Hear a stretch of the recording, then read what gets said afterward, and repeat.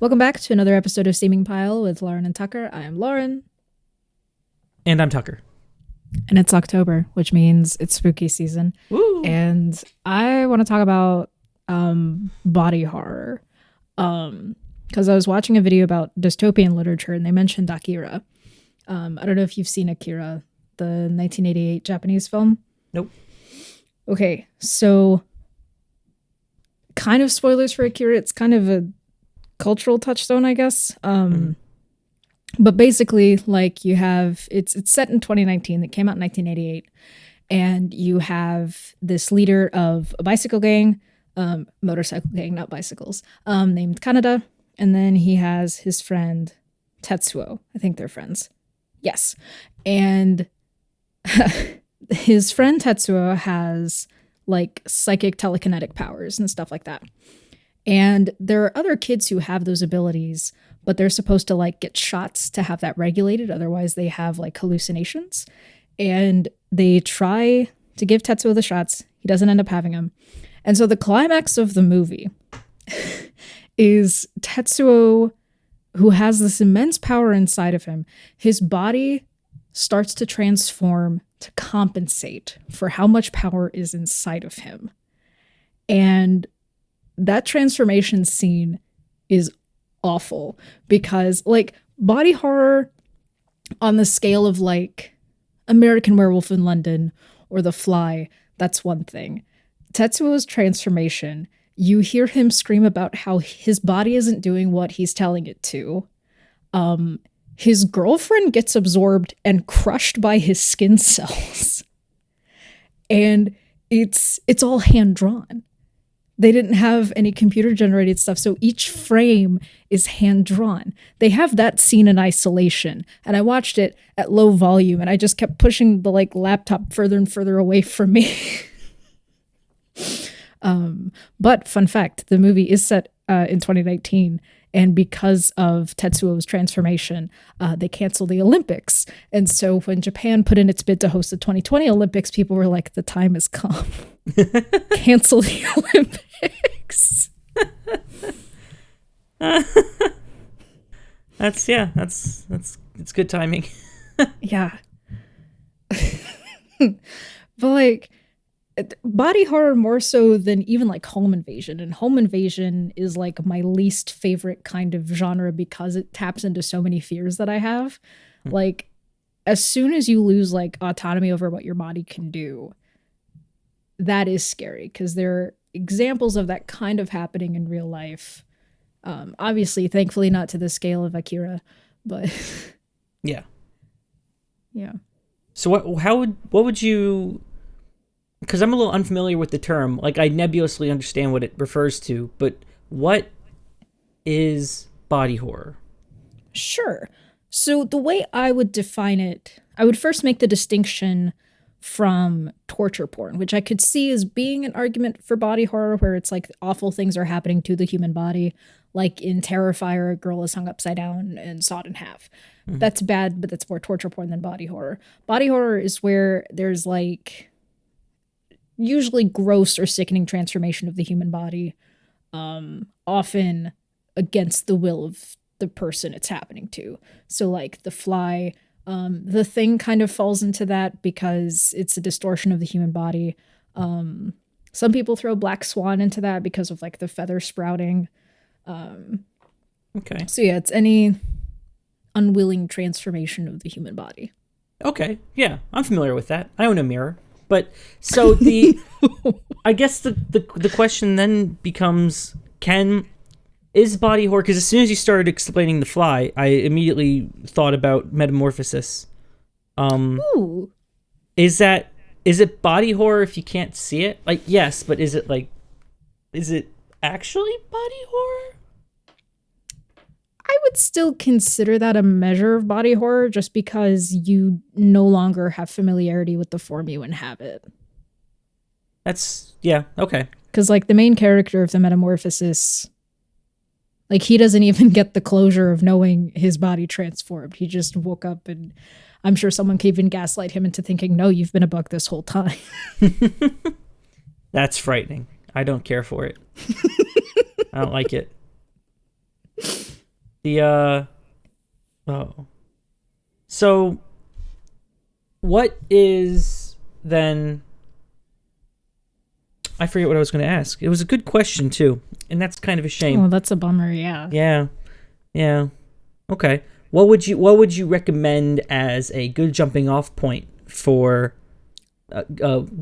body horror? I mean, now that I know the degree to which Akira does it, definitely that. Also because it inspired everything, like Cowboy Bebop, Alita Battle Angel, Chronicle Looper. You even get stuff like The Dark Knight and Kill Bill referencing Akira as an inspiration. So that one's good. And then yeah, some of the David Cronenberg stuff, like The Fly, is another good jumping off point. Just because I think those, for me at least, generate the most visceral reaction. Akira for the scale and the sense of helplessness that Tetsuo is experiencing, and The Fly for just the wetness of it all. Don't explain it that way. I haven't even seen The Fly, and I know that that's not the right way to. You can find better words. It absolutely is. No. Oh no. No, the sloughing off of skin. Oh, speaking of, District 9 would also be a good example. Okay. And I'm trying to think, this is the question I was going to ask before. Where would you put between torture porn and body horror? Where on that spectrum would the Human Centipede fall? Oh gosh.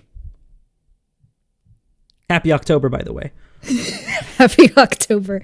That I think actually fits very neatly. Like if it's a Venn diagram, it is the center. Okay. Because the people who are subjected to becoming part of the Human Centipede are unwilling. So it is a transformation. So, yeah. I don't think the guy would have done it if they would have been into it. If they were like, ooh, sew me tighter, daddy, he would have been like, you know what, that's the crime against humanity. I'm out. Sew me tighter. I mean, okay, there's almost 8 billion people in the world. There's got to be someone, right? Just the law of large numbers. Someone's got to be like, I could do that. I would be into that. I would imagine in like really hardcore GIMP clubs, you might see something like that. Okay. Like right on the edge of like snuff films. Great. Wonderful.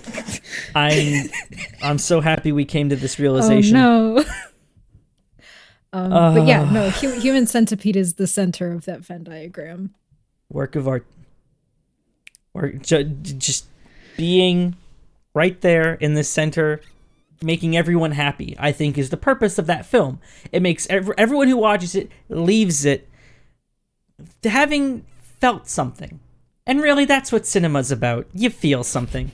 You feel the torture porn, ew, that's gross, and the body horror shiver down your spine. It's a work of art, then. Why isn't it in the Criterion Collection? I wouldn't be surprised if in 15 years it would be. There you go. If we're still talking about it in 15 years. I think we'll never stop talking about the Human Centipede. Yeah, because it's a cycle of every, 5 years someone has to find it and they're like, oh, wow. Oh. No one has seen this movie but me. And just because people I watch who watch movies online, it's just every few years someone else watches it because they got to talk about it. Yep. The cycle of movie reviewers. It happens. Yeah. No. I think Tusk is another good example of body horror. Heard of it. I hear that's a really hard to get through example. It is so uncomfortable. Okay. I have a whole genre to dip into now. Nice. Yeah. Nice. Yeah, I would say that, of the films I've mentioned thus far, Akira and The Fly have some artistic merit. And then, Human Centipede is just in a category all its own. Tusk and Human Centipede have a lot in common. Because it does come down to a guy being like, hey, what if? Yeah. Really, yeah. That's kind of what the Human Centipede is about. The ingenuity of the human spirit. Yeah. What if we just sewed people together? What would that do? What would happen? What would happen? Like, it's got to be a nutritional nightmare, right? Oh, absolutely. The first person gets all the value out of the food, and then I mean, I don't know how long these centipedes can grow to, right? But at some point, you're going to have to keep replacing the ends. Oh yeah, because the third one's getting nothing, so that one's gonna die pretty quickly, and you're probably gonna have to replace the middle every month, every 6 weeks. Oh yeah, yeah. If not from starvation, just from infection. Well, yeah, there's that too. Because your body's not meant to have that much bacteria just kick in the face all the time. Yeah. It's true. Yeah. Okay, so logistically, the Human Centipede's kind of hard to pull off. Mm-hmm. What would you need to solve that problem? You would need to feed these people intravenously. Yes. You would also need antibiotics. Yes. Which can also be fed intravenously. So somewhere there exists a medicinal cocktail that can make the Human Centipede feasible. And that is what the sequel should have been about. It's a panel of scientists going like, all right, what did we learn here? Exactly. What can we do differently? Because now we have actual funding this time. The government gave it the okay. They would. The CIA's done stuff. Oh, absolutely. Yeah. Human Centipede isn't that far-fetched. No. Once you read into, like, Gitmo stuff, it's like, yes, the CIA would have done it. Yeah. Yeah. That's what Area 51 is. But is there any practical use for a Human Centipede? I cannot think of a practical use of a Human Centipede. Is there a practical use for waterboarding? Practicality was not the goal here. Yeah. Well, at the very least, a Human Centipede can be an art piece. Oh yeah, like can make a statement with a Human Centipede. Absolutely, and I still attest that like cannibalism, while it does happen in moments of extreme starvation, it's gonna happen with billionaires first if they're not already eating people. And so, yeah, having a Human Centipede would absolutely be something that, like, not Jeff Bezos because we would have found out about it, but like those billionaires whose names we don't know. Ooh, yikes! You don't think Bezos eats people?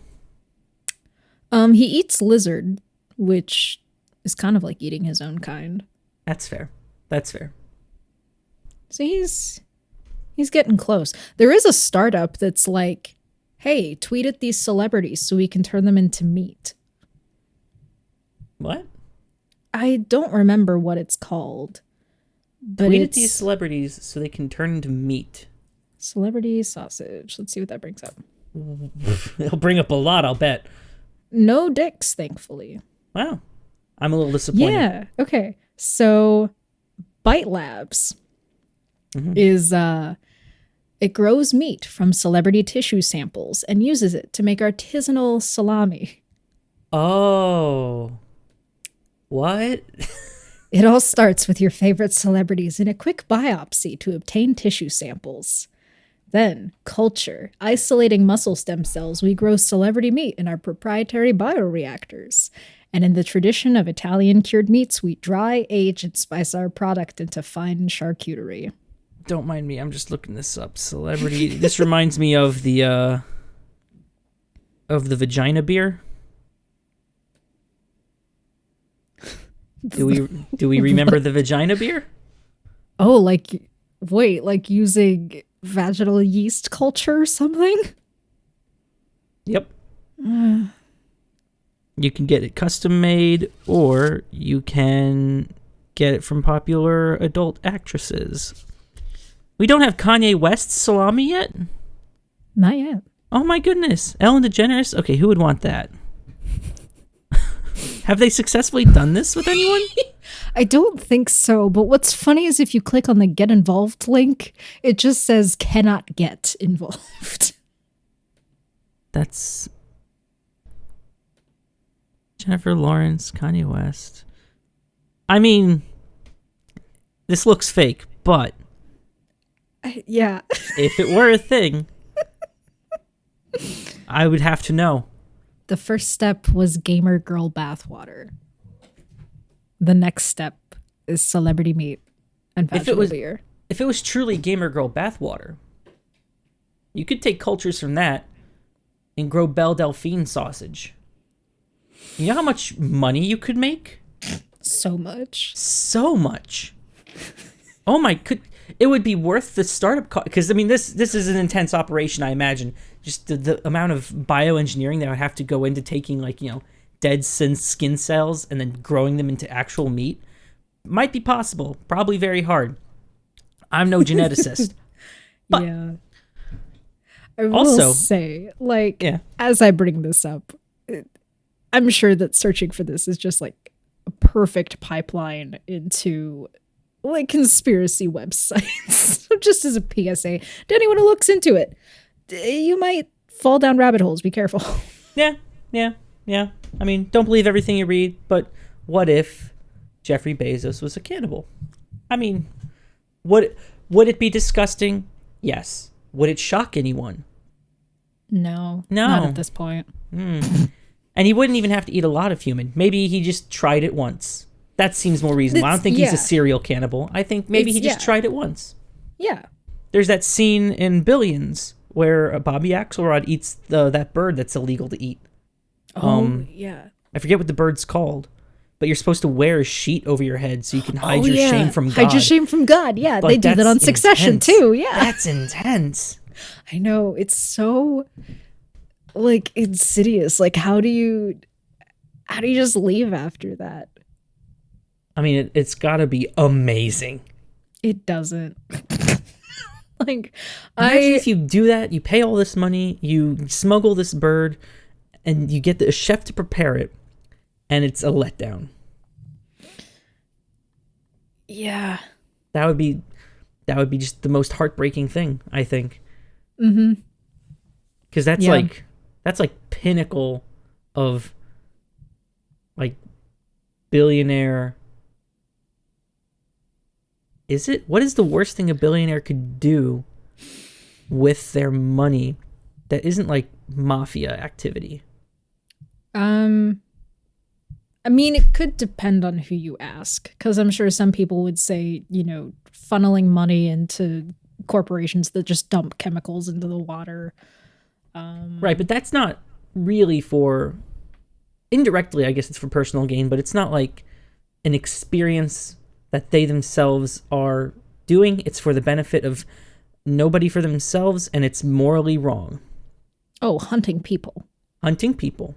I absolutely think they're like, I absolutely think there are islands where they just hunt people. That's a good example. That's probably worse than eating the bird. Okay, but is it for sport, or do they then eat them? Depends. On what? Probably health of the person they hunted. That's fair. Like if it's a physically, athletically fit person, like that's like a thrilling chase. So they stuff that and they mount that. If it's like a child, they definitely eat the children. Well, yeah, they're tender. Exactly. Yeah. And there's precedent for eating children in like fairy tales and stuff. Yeah. There you go. All right. So business idea, I guess. Look, if Wayfair can do it, all right. Exactly. Just need to have the right contacts, is what I'm hearing. Yes. It's all about who you know. Yeah, and that guy was Epstein, so they have to find. And Ghislaine Maxwell is in prison, so they have to find a new contact. Okay, so that puts a damper on our plans then. I'm sure that there's got to be another guy, right? Oh, absolutely. There's got to be. They had Epstein to. didn't exist in a vacuum. Of course he didn't. He one of many. Many. Easily. Yeah, he was just the guy that everyone knew in public.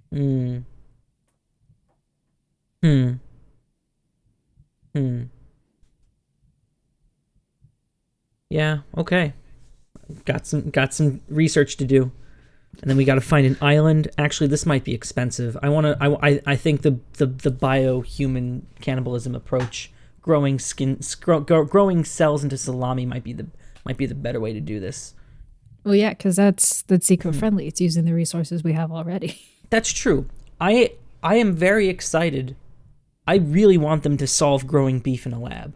That is like, I am so ready to eat lab-grown beef because I love beef. Yes. The way I currently get over my guilt of eating beef is I get the stuff that's going out of date today. There's a little section of my food store that's like, it's super discounted and they're decent cuts of meat. And I'm like, I'm just going to cook it tonight or freeze it. So yes. Exactly, yeah. And that's where I get pretty much 90% of my beef. And that's fine. But it's still a problem. Vegetable beef is okay. I like it, but it's not beef. It's not even close, right? Yeah. And I also am very bad at cooking it. I've tried a couple times. I'm not good at it. You have to treat it very differently. Yeah. And also just feels weird raw. It's paste. Going to restaurants that do it correctly, tasty. Yeah. But if we can grow it in a lab and it's not weird, like, I don't know how you grow a steak in a lab. But I can understand how you can grow ground beef in a lab. Yeah. Yeah, ground beef is pretty easy. Yeah, no, I feel the same way about pork because I really like pigs and I follow a lot of like rescue farms. Well, that was your first mistake. Yeah. I know. And I watched a video about American Chinese food and how it should be respected because it's actually a lot of like first generation Chinese immigrants cooking what they know with what they have. Yeah. And the commentator pointed out that a lot of people are like, oh, but Chinese people eat cats and dogs. And they say, well, factory grown or like factory raised cats and dogs, is it much different from factory raised pigs and cows? That's fair. Yeah. Yeah. Cause like, and I've been hung up on that for weeks. Because, yeah, I go through the same cycle of, like, I really shouldn't, and then I buy it, and I'm like, it's good. Yeah. But dang, I contributed to that again. Darn. Yeah, okay, so they can go grow pork in a lab. That would be nice. Just grow a lot of this stuff. What if we got to the point where it literally grew on trees? That would be amazing. Growing a chicken tree. Just... and you pluck drumsticks from the... I don't know how that would work, but yeah, that'd be interesting. I'd be down. There's already that guy on YouTube who's making spider beer. Really? Yeah, the yeast in the beer produces spider silk. That's so weird. It's weird. The beer's undrinkable, or I guess it will be, but he managed to get the yeast to produce and excrete spider silk. That's wild. So we're getting there. We're getting there. So many spiders on unemployment. I mean, they're still really good at making silk, but now we don't have to literally... Have you seen videos of people dragging silk out of a spider's butthole? It's so weird because they just lay there and take it. Yeah. It is uncomfortable. Yeah. But we can make yeast to do it now, I guess. And he's open sourcing the gene. So just get some yeast printed, I guess. There's so much happening in science that I just am not aware of because it's all like life science stuff and chemical science stuff, and I just never ever read into it. And now I'm finding out beer's making silk.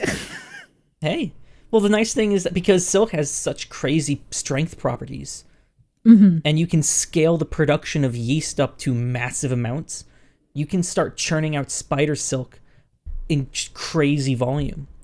Right? That's the goal. And because you can change how the silk works, give it different properties, because there are many different kinds of silk, so you can make silk in different ways. You can also, one of the things he was doing was adding biomineralization properties to it. So you could start attaching carbon to it and just start making crazy strong fibers. Like, that is insane. Stronger than Kevlar. Yeah. Holy smokes. So he hasn't posted an update about it recently. He has a lot of projects. It's the Thought Emporium is the YouTube channel. That's super cool. And so, yeah, he's been he tried working with human neurons at one point. He made a meat berry by recellularizing a grape. This all seems very hard to do, but because what do you have to do? You have to look all the way down at the chemical compounds that make up a thing, and then just like plug and play something else. Yeah. He makes it look like designing genes it's very easy, but it's not. Oh yeah, I can't imagine it's easy. Yeah. It's amazing the amount of research that goes into it. Yeah. Yeah. Well, because like there's no Stack Overflow for genes yet. Yeah. Yet. Maybe. But all that's to say that Belle Delphine sausage, definitely possible. I don't know. Again, I think the amount of money you would make would offset the cost. I don't even know if she's a hot ticket item anymore, right? That meme's kind of passed. She's kind of coasting on OnlyFans. I imagine she's still doing very well, but she's not a meme anymore, I don't think. Not currently. At least, like, she hasn't made headlines that I've been aware of. So yeah, she must still be coasting on the OnlyFans ticket. Whatever works. Oh yeah. Who could you make sausage out of that would really, really sell? Danny DeVito sausage. That would go very well, and it would be exquisitely marbled. Oh yeah. That would go very well. I think Nicolas Cage sausage would also do very well. Sure. Yeah. Possibilities are really endless. I know. I mean, I feel like we should solve the cow thing first, but once we do that, we're just a hop, skip, and a jump away. Right? Because if you can ethically grow beef, then you can ethically grow human muscle. Ooh. That's like one step away from like the baby farms in Brave New World. Yeah. Hey, let's start growing organs. That's like the baby incubator. So there's like a thing for working parents, especially, where if the woman doesn't want to take time out for like hospitals, whatever, they can just have an incubator like plugged into their living room, and it'll grow the child over the same amount of time. It's just like an outside the uterus womb. That's really weird, but I know. I mean, I guess, yeah. But okay, so let's do that. But let's grow organs. There's a massive organ shortage. Oh, absolutely. Yeah, because like the people who want to donate organs, like I'm an organ donor, but you're still alive. Yeah, and barring anything terrible, by the time I'm dead, my organs may or may not be of good use. Oh, yeah. So yeah, I think being able to grow synthetic organs is good. And that you can grow them for the person.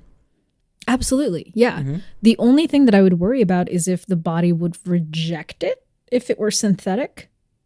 No, because you'd be growing it for that person. Oh, that's right. Based on them, and if it's growing like synthetic tissue using like the same principles of like synthetic meat. Yeah. Oh my God, you could grow your own muscle tissue and eat yourself. Oh, is that where you're going to draw the line? No.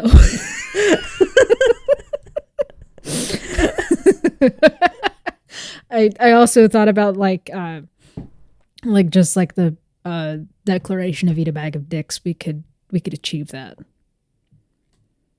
Like In the same way we have like edible arrangements and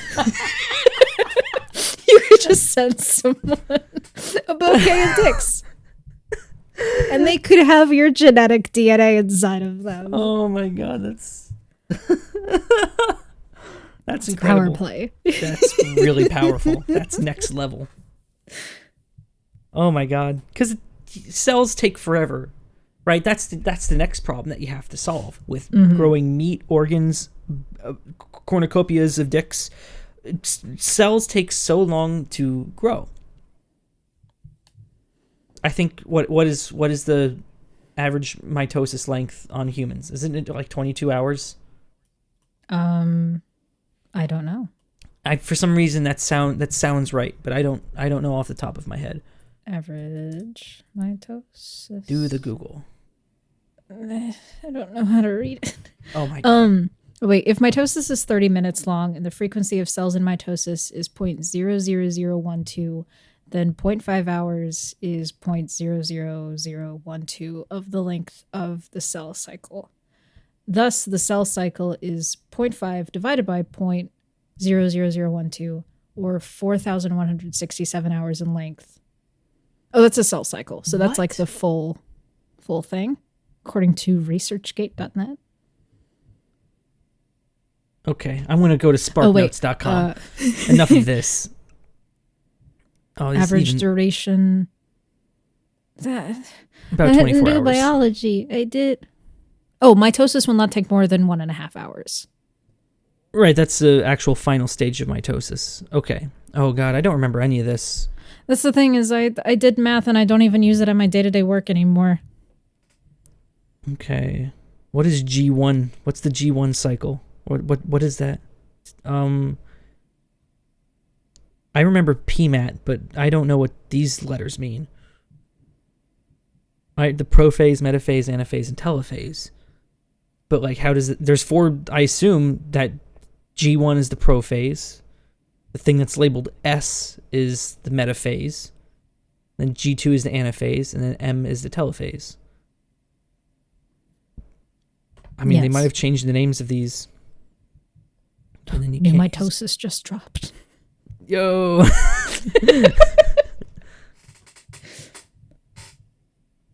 Yeah, did they actually change the PMAT? Mitosis PMAT? Or is it different for humans? Maybe. Yeah, prophase, metaphase, anaphase, telophase. There's no way they would have changed that. No, those all sound familiar. Those triggered a core memory. Oh no, they're not the same. They are adjacent to each other. We were looking at 2 different models of the same thing. They're so yeah. G1 is G stands for gap. So the first gap, the cell grows. This is after G0, which is just resting. It's not doing it. It's not doing any kind of cycles. Yeah. Then you got the interphase, Gs, yeah, which includes, I guess, the synthesis phase, which is the S phase. Then the second gap, G2, in which the cell grows some more. Then you enter the prophase.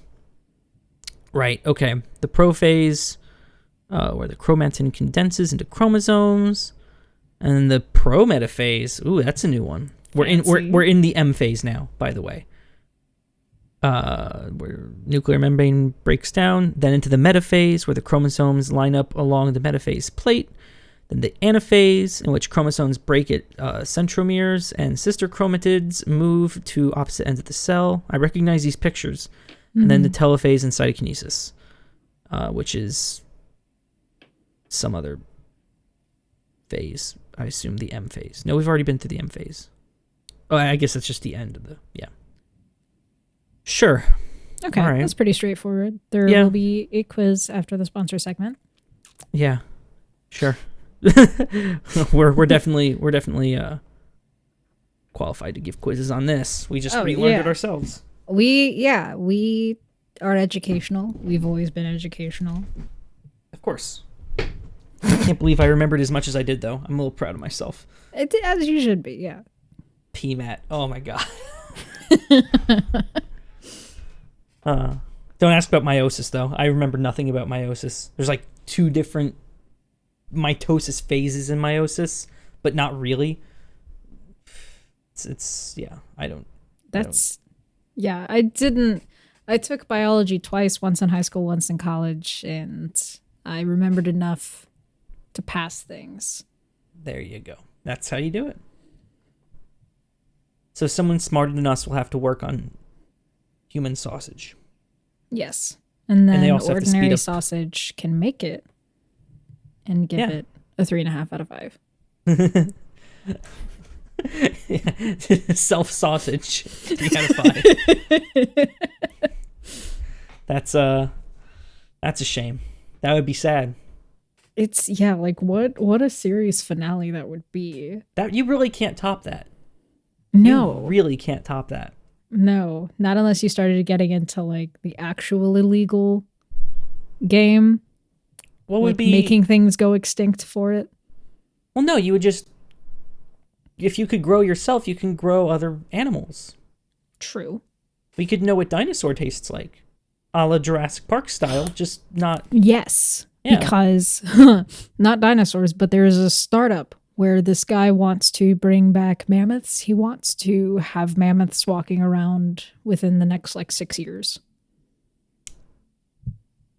Isn't that what Theodore Rex is about?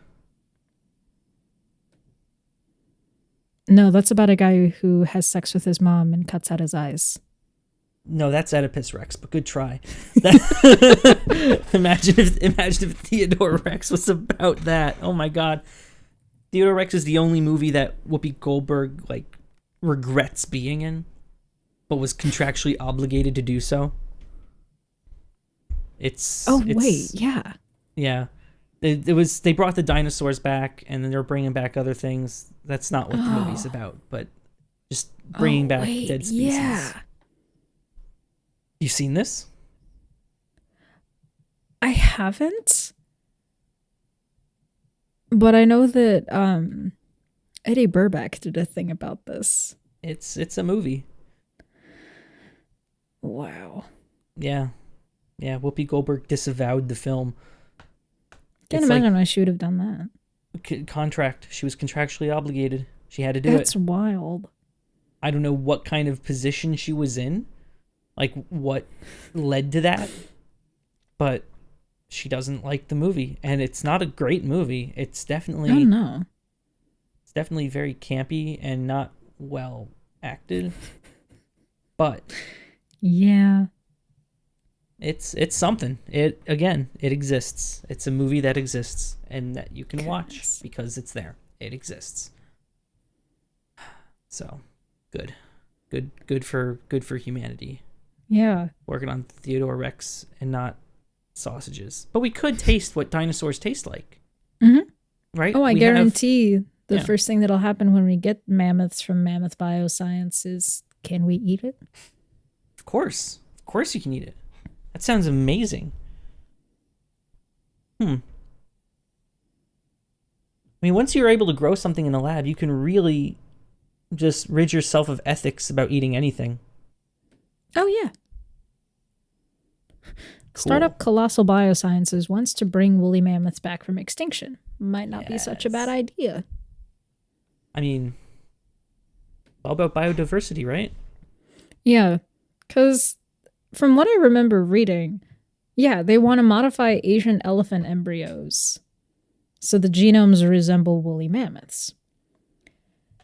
And then they would release the herds into the Arctic, where they'll fill an ecological niche. Oh. And hopefully bring back ice caps.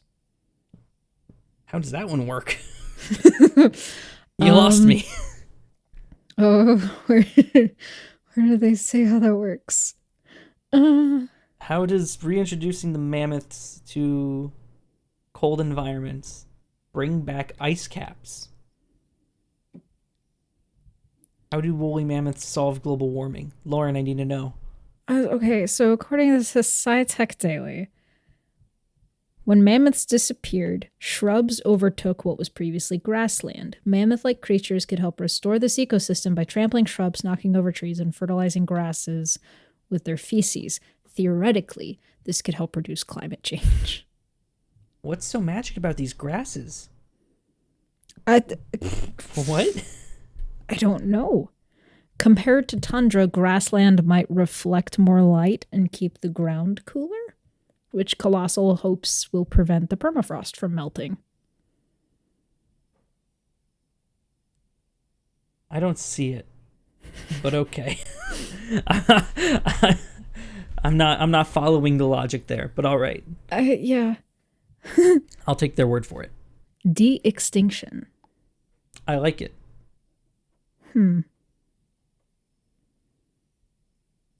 I like the idea. Mammothants. Mammothants? Oh yeah, what would happen if you crossbred a mammoth and a regular elephant? You just get a slightly hairy elephant? I guess. I mean, elephants are already slightly hairy, so you'd get something that's... Yo, you could make sweaters out of woolly mammoths. Oh. I like where this is going. So do they have... I guess they have to have woolly mammoth DNA in order for this to even be feasible, right? Yeah. That's what I couldn't find. I wasn't sure if they were just like guessing until they got close. There's no way. Oh Otherwise, wait, it woolly wouldn't mammoth. be a woolly mammoth. Well, yeah. A woolly mammoth tuck emerging from permafrost on central Wrangel Island in northeastern Siberia. Still had It was viable found DNA? in 2013, yeah. It's doable. We can do it. We have the technology. That'd be so cool if they could do that. Oh, yeah. And then once they bring the cost down, We could all have our own. we can all have our own pet woolly mammoth. Breeders That'd would be love this. Oh, Teacup woolly mammoths. it would take a lot of They can smell the birthday parties. Oh God. Oh, That's man. what the Elon Musk's kids are gonna do. If Elon Musk even cares about his kids by that point. Do you think he cares about them now? From what his ex-wife has said, no. Welp. Well, Well, I guess he has 3 ex-wives now. welp. Was he ever married to Grimes? I don't think so. Yeah, I'm not sure. Oh, they were just partners per Yeah. Wikipedia.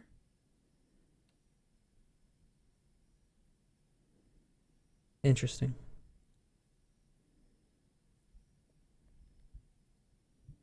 Is And we learned SpaceX, about- is SpaceX doing anything cool soon? I would wager another rocket. Oh, they're always doing rockets, but Well, they've yeah. become... Are they doing right Falcon now, Heavy next?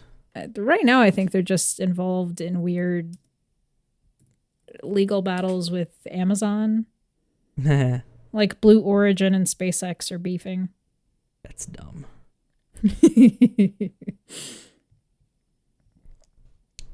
That's really dumb. I don't know. It just... It seems like nobody's gonna win, so just cut it out. Just But they have to win. look. Elon Musk won. He made it to the International Space Station. He launched a car. Nobody likes Jeff Bezos. There's nothing he can do, right? Yeah. Just do what you're going to do. Start launching rich people into space. There's no need to be public about it because everyone will hate it. Whoever's running his PR team has to be brain dead. Every time I see something for Amazon, for Jeff Bezos, it's like it was written by someone who does hate Jeff Bezos Yeah, and wants to just stoke that. right. And like it's not like his mission is inherently evil, but I think rubbing it in the faces of everyone makes it seem evil. Oh, yeah. Right? Like he's pretending to be SpaceX and it's not. Right?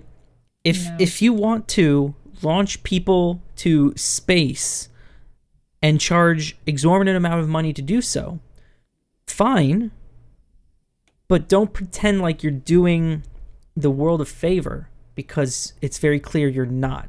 And treating yourself like, the benevolent God that's making space travel possible for the rest of us, when that's blatantly false, is just going to leave a bad taste in people's mouths. And I think that's why people are on SpaceX's side, right? Like, SpaceX has actually put people into orbit. They've brought astronauts back and forth to the ISS twice now. They're Elon himself hasn't gone up with one of his rockets, has he? No. Okay, then that may be part of it too. Yeah, that's true. I mean, well, so the civilian rocket ship that they launched last month, was it? Yeah, I think so. Last month, or maybe a month and a half ago. They were technically civilians, but they were very highly trained, right? Yeah. And one of them did. It was also for charity. It was for St. Jude's Hospital, I think, and one of the guys donated just a truckload of money. So he went up as well, but I think he also had some kind of maybe not aerospace background, but he wasn't, he wasn't plucked off the streets, so to speak. Yeah, you do need a measure of training to just handle. Yeah, like like it's all automated, but even so, right? You're going to space, right? That's still hard. Yeah, right. You should probably do a gravitron exercise or something. Make sure you can handle it, because you're experiencing 6 Gs at one point. It's nuts. Many, yeah. Because sometimes even pilots, their planes will go fast enough that they'll pass out. Mm-hmm. Yeah. So you want it if Mission Mars in Disney World is too much. That's a good starting point. Let's weed them out early. Yeah. Yeah.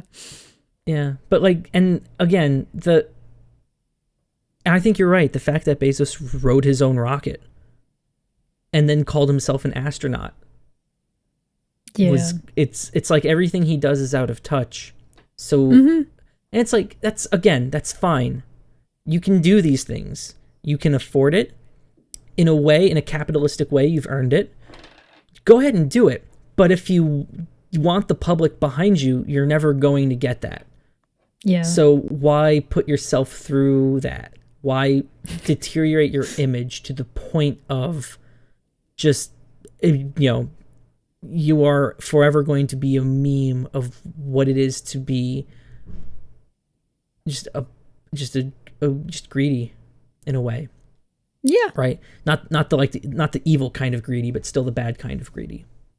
Yeah. Because when I think about what Elon's done with his money, I'm sure there's shadier things that I just don't know about. But he went on Saturday Night Live and it was just dumb. Yeah. But I feel like he knew it was dumb. Yeah. I'll be honest. I thought he did better than I was expecting him to. Oh, certainly better than I expected him to. Yeah. I think the writers really let him down on that one. He did play Wario, which was very close to me wanting him to be Dr. Eggman. That's fair. We were so close. Yep. And yet, so far. The Wario one, as dumb as it was probably my favorite of the set. Mm-hmm. That and the cowboy one. Yep. But see, that's the thing. I don't think Jeffrey Bezos will ever be on Saturday Night Live. Not because he doesn't want to. I imagine he would jump at the chance, but because they would never put him on Saturday Night Live. Right? That's... There is a measure of it that just he's just the wrong fit for it. And they've had bad fits before. Steven Seagal was a bad fit. Well, yes, he's a bad fit for everything, but that's, Yeah. But yeah, Jeff, what would the jokes be? They would, they already meme on him so hard. It would be like Donald Trump going back to Saturday Night Live. Yeah. Like that whole episode was basically just they were memeing on him in ways that he would accept. They would have to do that with Jeffrey Bezos, and that would be about as lukewarm. It would be like, oh, he look at him, he's making fun of himself, he's self-aware, which, haha, but the only funny thing Jeff Bezos could do would do like a Blue Man Group sketch where he didn't say anything. I'd watch that. That sounds fun. Yeah. Yeah. Yeah. And I don't think Jeffrey Bezos is an evil guy. Right? I really don't. It just seems like everything he does is met with such public outcry and disgust because of his position and because it's as if he's rubbing it in everyone's face. Yes. Right? And that's, I don't know. And I'm curious why Richard Branson didn't get the same response with his admittedly much cooler launch. Because I don't know, that's it felt different, and I'm trying to ascertain why. Maybe because I'm not as familiar with Richard Branson, because he's more of a foreign billionaire than Jeffrey Bezos is. Yeah, because I think Richard Branson's English, and it may be that Richard just has more of the eccentric billionaire feel to him, as opposed to Bezos's like manufactured cold lizard person persona. That's true. Yeah. Like. Yeah. Like, because Richard Branson, he has Virgin Mobile, which is a phone network, isn't it? Yeah. Yeah. That's just a small part of it, but yeah. It's like Verizon. Yeah. But I think, at least at this point, like Amazon has actively sought to crush its competition from the ground up, whether that be suppliers, small shops. We just have so many different service providers, and part of it is because they manufacture areas where it's like, well, you cover this area, we'll cover this area, and create like a monopoly thing. But I think it's just because Richard Branson hasn't given off the same level of inherent superiority. Yeah. And he went to space specifically to clown Jeff. That's kind of great. That's actually really great. Yeah, I don't know. It's I think Bezos needs better PR, or no PR. Actually, just do what you're doing and don't be so loud, because no one's ever gonna like you like they like Elon Musk or Bill Gates. Even people like Bill Gates because he's like a dad. Oh, it's a venture capital conglomerate. Oh, well, maybe it is. Virgin Records, forever? Virgin Megastores, Virgin Atlantic Airlines, Virgin Trains, Virgin Galactic. That's who did a space. Oh. Okay. Wow. What's really interesting to me, like thinking of lizard billionaires, immediately what comes to mind is Mark Zuckerberg. But even he isn't as in your face as Jeff Bezos is. When he is, everyone hates him, but he's not out there a lot. Mm-hmm. And that might contribute better to his image, as negative as it is. Yeah. Is Facebook back up? Yes, it is. They brought it back up? What a meme. Oh my God. Yeah. First off, imagine being the dumbass to make a configuration change that didn't just take Facebook down, but removed it from the internet, essentially. Yeah. And then, because it was removed from the internet, you can't get back into it and to fix it. Imagine having your website, right? And then access to the hardware that supports the website on the same route. Oh, it's... And then imagine... That person having the disconnect knowledge, right? Because the problem was they submitted a configuration change to their edge routers or their peering routers, and something happened. They went down, and it stopped. I guess it stopped advertising that Facebook was there, and so all the routing to it stopped. I don't know a whole lot about the physical layer of the internet, but I think they're big enough that they would operate their own autonomous system. So, but the problem was they couldn't remote back in. They couldn't fix it, right? Oh, no. So they actually had to get physical access to the actual hardware that ran it.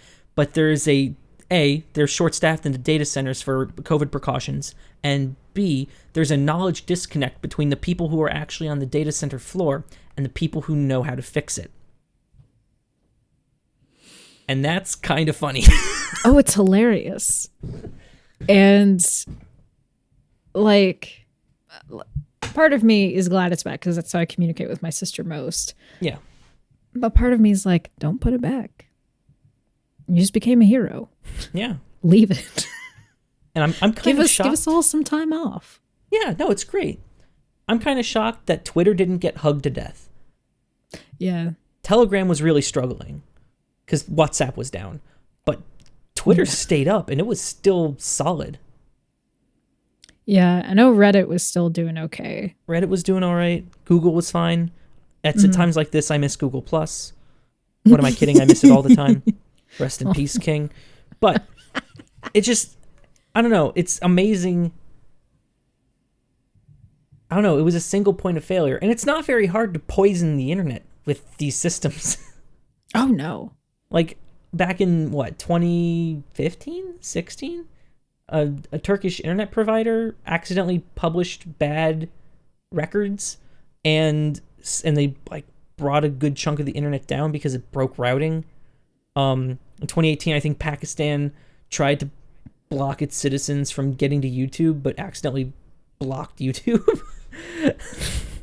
Just because of how the internet is routed, they started advertising, I guess, black hole routes.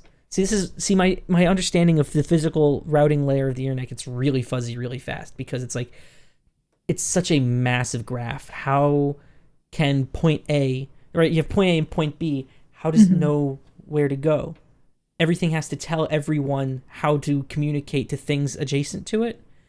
And you've got to, like, it's possible to lie. Yeah, I don't know. I just know that the magic rocks have lightning that goes between them. It's incredible. It's incredible. It really is. Stuff like that of like, it shouldn't work, but it does. This conversation happening at all is magical to me. How do the bits and bytes know where to go? Like, I have sitting between me and I guess my ISP, right? My computer is generating packets. It goes to my router, which knows somehow to send it to my modem, which it just makes it so it can go down coax, and then it goes somewhere, and then it knows where to go next, like physically the wires to send it down. Yeah, no idea. Remarkable. It's so cool. Yeah, I should probably learn. It's definitely cool. Mm-hmm. And it's the kind of thing that I'm like, wow, I could have applied myself and learned so much more. Yeah. And I definitely can learn more. Thanks to our sponsor. This episode of Steaming Pile is brought to you by The Interruption, a new film coming to theaters early 2022. Watch a woman trying to deliver a podcast gets interrupted by her co-host reading ads. On the nose? Perhaps. New York Times calls the movie an empowering message delivered in perhaps the most disappointing and unsatisfying way possible, citing the singular gimmick used in the film being used over and over again. It just makes for a bad podcast experience, and now I have to watch it too, says Jane Dealey of Vanity Fair. So go see Interruption in theaters May of 2022. They are really trying to generate hype for this early on, huh? I know. March of 2020. That's like half a year away. I mean, I think that's a reasonable amount of. I think that's a reasonable amount of time to start promoting a film. Okay, Google, what are you doing? Promoting a smartphone? Get out of here. Sorry. It's cool that we got sponsors. But I No. found something else. Do you want to know how do smartphone help us? No. This recreation of the film The Interruption brought to us by the Google phone. No one asked you. All right. I know I said the G word, but I didn't say okay G word. It was already listening, just in case. You know I love It you. heard you. It heard you say okay at some point during the podcast, and it was just waiting. Yes, half an hour ago I might have said it. Yeah. Yeah. This is a good got me there. episode. This is fun. I love talking about growing human meat. It's so great. Maybe next I can't time. wait. I can't wait to eat Kanye West's sausage. He would. He would be the one to do it. Yes. Good. Sorry, I forgot we were doing a podcast there for a second. Anyway. This has been Steaming Pile with Lauren and Tucker. I've been Lauren. And I have been Tucker. And we'll see you all next time.